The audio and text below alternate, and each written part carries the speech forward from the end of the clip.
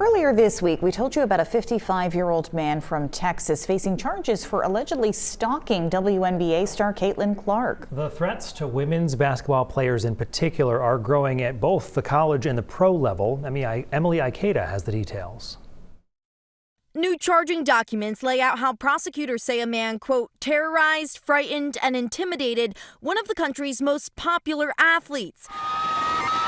Indiana Fever superstar Caitlin Clark. Michael Lewis faces a felony stalking charge after allegedly traveling to Indianapolis to be near her. Police say he admitted it is a, quote, imaginary relationship, with dozens of posts on X directly tagging Clark, including a number of threatening and sexually explicit messages, according to prosecutors, even posting after an initial encounter with police. An attorney for Lewis hasn't been listed online, and he has a hearing scheduled for Tuesday morning, according to court records. Prosecutors say Clark and the Fever have cooperated.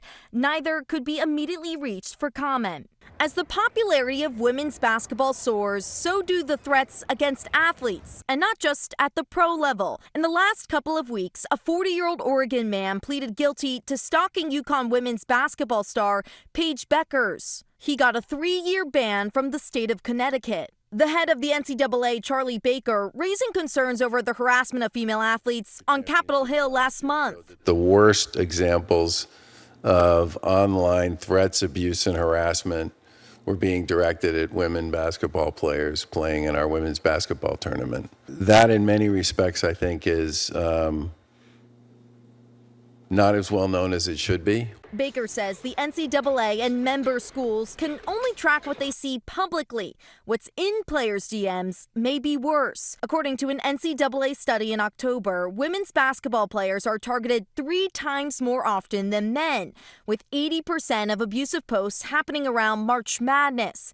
We spoke with the man who helped lead that study. And we're seeing this rise of abuse being triggered by angry gamblers and sports bettors. It's definitely a growing phenomenon and definitely an issue that needs to be tackled. 12% of all abuse was related to gambling, according to the NCAA. Baker's solution, a ban on prop bets in college sports. That's where you can put your money down, not on a team, but a specific athlete and their performance. The American Gaming Association says of the 38 states where sports betting is legal, less than half ban prop bets on college athletes. The threats made easier by social media, with fans having more direct access to players as many share their lives online. But it's impacting IRL behavior. For Clark, police say she's even had to change her public appearances and where she goes, out of fear for her safety.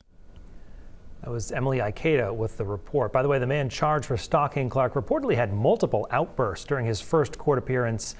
At one point, loudly declaring he, quote, is guilty as charged before a judge there entered a not guilty plea on his behalf.